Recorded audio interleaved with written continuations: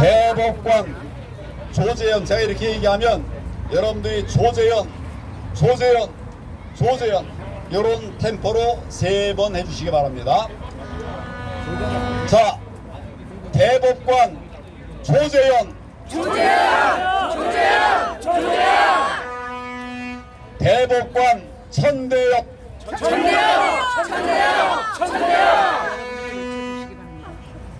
대법관 민유숙.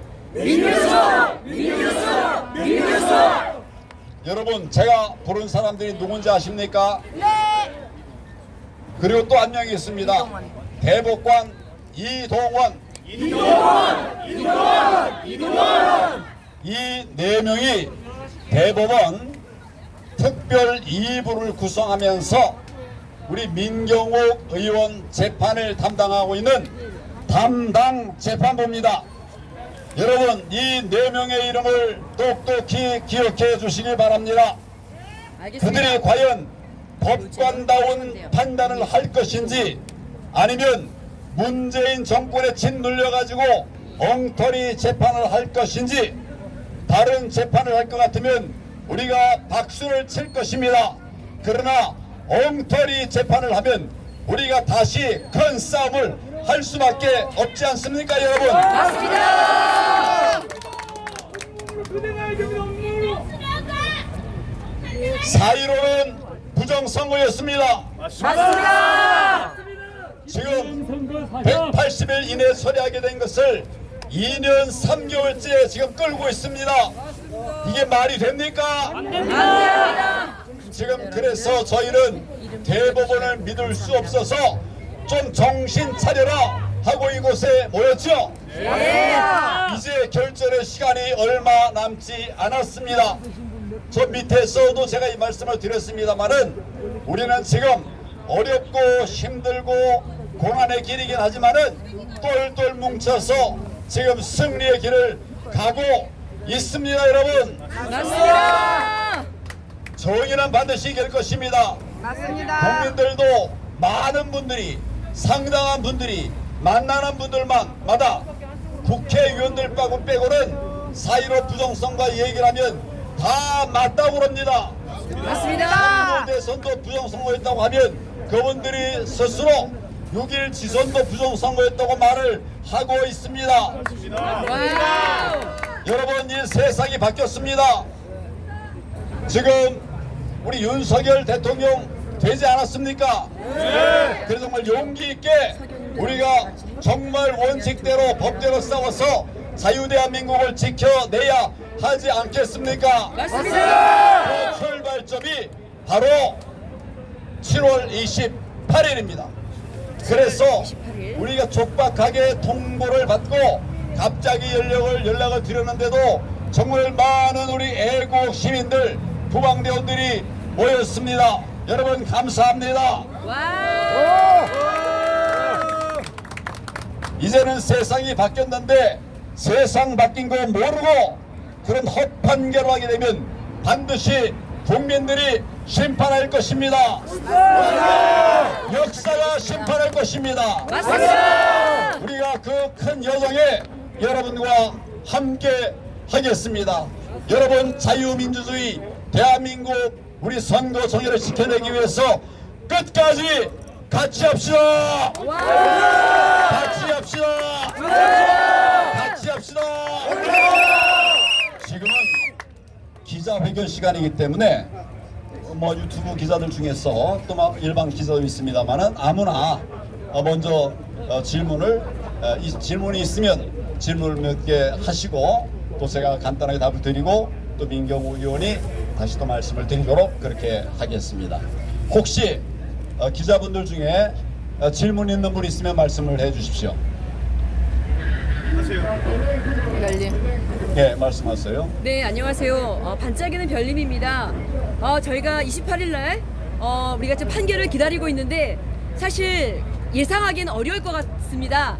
근데 만에 하나 부정적인 그런 판결이 나왔을 거에 대비해서 저희들이 할 수 있는 행동에 대해서 미리 말씀 부탁드리겠습니다. 좋습니다. 여러분, 국민을 이길 정치가 있습니까? 없습니다. 국민을 이길 법관이 있습니까? 없습니다. 이길 국회가 있습니까? 없습니다. 지금 국민들이 이렇게 분노하는데 저는 그런 멍청한 판결을 하지 않으리라고 생각합니다. 만약 그런 판결을 하면 우리는 들고 일어나야죠. 맞습니다. 들고 일어나야 됩니다. 맞습니다. 길은 있어요. 우리가 노정이 쫓아내지 않았습니까? 네. 뻔뻔 저렇게 안 나갈 때 여러분이 싸워서 쫓아냈죠? 그런 길 여러분 생각해 보셨습니까? 생각 못했죠? 네. 그러나 찾아보니 길 있지 않습니까? 만약에 부정선거를 하게 되면 대법관들에 대해서 정말 국민의 이름으로 응징에 나서도록 하겠습니다. 와! 우리 두 번째 질문하신 동일한 질문이었어요. 동일한 질문. 제 답변도 동일합니다. 네. 혹시 다른 질문 있으시면? 예. 저거 하나 한번 해볼게요. 아니에요. 기자들 기자회견입니다. 국민들이 기자. 윤석열 대통령하고 직접 만나볼 수 있다면 바로 이런 질문을 드리고 싶습니다. 대통령이 되기 전에 부정선거에 대해서 된 이유도로서요. 부정선거에 대해서 언급을 했고 그리고 대통령이 당선된 이후에 부정선거에 대해서 풀어보겠다라는 어필을 했습니다. 황교안 대표님께서는 혹시 그런 부분에 대해서 윤석열 대통령과 어떤 교류가 있으신지 말씀해 주시죠. 예, 뭐 여러 다양한 채널로 제 뜻을 얘기하고 있고 또 알아듣는 사람들도 있습니다. 그렇기 때문에 이 부정선거는 있어서는 자유민주주의 국가에서 있어서는 안 되는 거거든요. 그래서 우리가 싸우고 있고 반드시 우파 정부라고 하면 받아들이리라고 생각합니다. 정의가 이깁니다. 네, 와! 그다음에 두 번째 연사로 우리 민경우 의원의 말씀을 듣도록 하겠습니다. 와! 네, 감사합니다, 여러분. 예, 고생 많으십니다. 더운 날에 또 비가 싹 그치고 햇빛이 쨍쨍 내리쬐네요.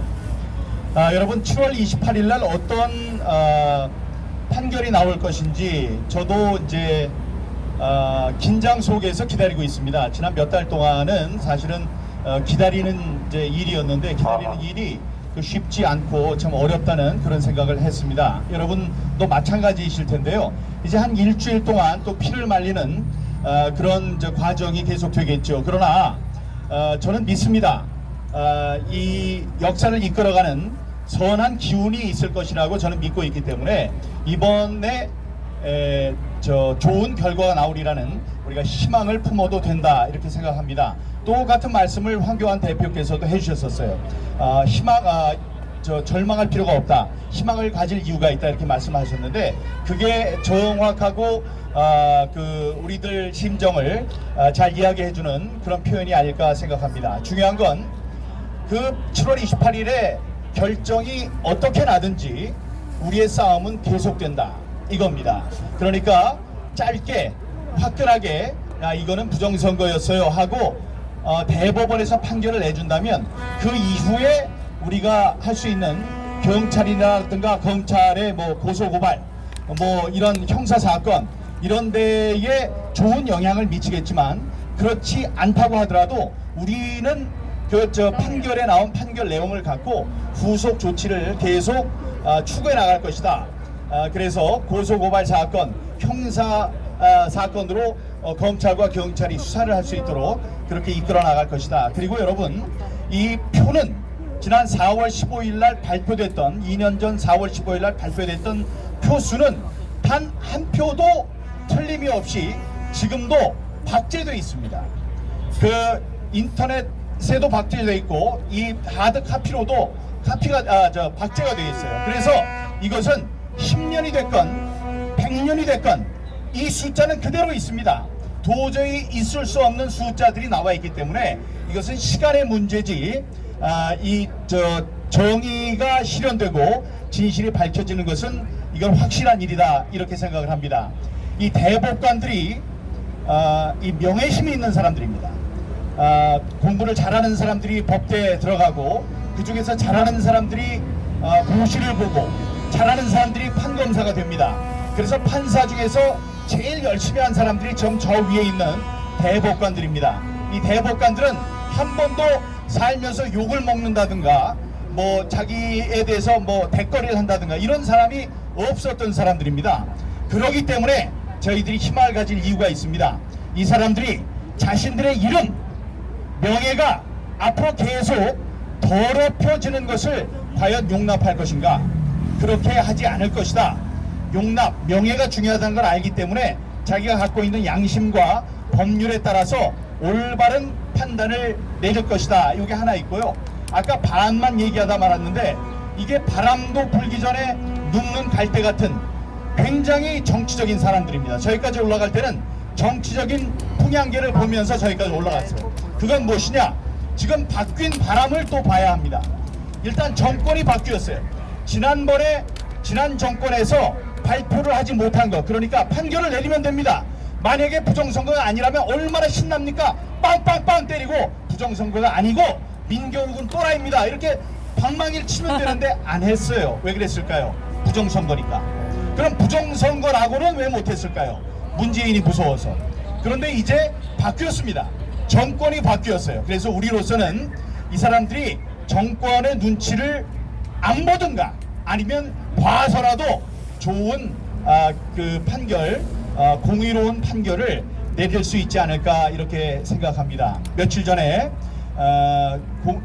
저희가 다시 여론조사를 했습니다. 여론조사에서 나온 여러 가지 사항들이 있는데 지난번에 32.3%까지 갔던 부정선거입니다. 4.15 선거가 부정이었습니다라고 했던 게 26% 정도로 떨어졌습니다. 그러니까 기억에서 멀어지니까 약간 떨어졌어요. 그러나 이번 정권에 들어서 윤석열 정부가 부정선거를 수사할 것이냐 물어봤을 때 수사할 것이다 라고 믿는 사람들이 더 많았습니다. 그리고 7월 28일 선고가 정당하게 날 것이냐 그렇지 않을 것이냐 할 때 정당하게 날 것이다 라고 믿는 분들이 더 많았습니다. 그리고 이 선거 개표를 하는데 개표할 때 정확한 게 중요하냐 빠른 게 중요하냐 그랬더니 많은 사람들이 정확한 게 중요하다. 그래서 이 빨리 하기 위한 이 전자개표를 할 필요가 없어진 거고요. 다음에 또 하나 이 중앙선관위가 이 공정한 선거관리기관이냐 아니냐 70% 넘는 사람들이 아니다 이렇게 얘기를 했습니다. 네, 우리가 부정선거를 담론을 이어가는데 여러 가지 걸림돌이 있었는데 걸림돌이 많이 제거됐습니다. 지금 정치권에서는 이준석이 사라졌어요. 이준석이 당내에서 부정선거 얘기를 못하게 했던 자인데 이 자가 사라졌습니다. 그러니까 이제 좀 넓어졌고 다음에 감사원이 소쿠리 이른바 소쿠리 선거에 대한 직무 감사에 들어갔습니다. 이것도 대단한 일입니다. 감사를 하는데 그것만 감사하지는 않죠. 이 직무 감사가 안 된다, 헌법기관이니까 안 된다 이런 헛소리 하는 걸 시끄러 이런 다음에 직무 감사를 하고 있는 것도 정권이 바뀌었기 때문에 우리가 할 수 있는 그런 일이고 굉장히 환영을 합니다. 선거법과 관련해서 헌법재판소가 또 어제 좋은 판단을 했습니다. 선거 기간 동안에 모든 집회를 금지한 것은 헌법에 있는 집회와 집회와 시위의 자유를 너무 엄격하게 광범위하게 제한한 것이다. 그래서 헌법에 어긋난다 이런 것들이 나오고 있습니다. 이것이 우리가 정권을 바꾸었기 때문에 우리가 열심히 감시 활동을 벌여서 정권을 바꿨기 때문에 우리가 누릴 수 있는 그런 희망적인 사항들이 아닐까 이렇게 생각합니다. 여러분 희망을 갖고 승자처럼 가슴 펴고 다니기 바랍니다. 일부에서는 안 될 것이다 이렇게 얘기하는데 저는 패배의식이라고 생각합니다. 진인사 대천명 아까 썼던 사필 규정이 있습니다. 모든 것은 정의로운 일로 수렴되게 되어 있습니다. 여러분 우리 함께 힘냅시다. 감사합니다. 알겠습니다. 질문이 있으시면 저도 질문 받겠습니다.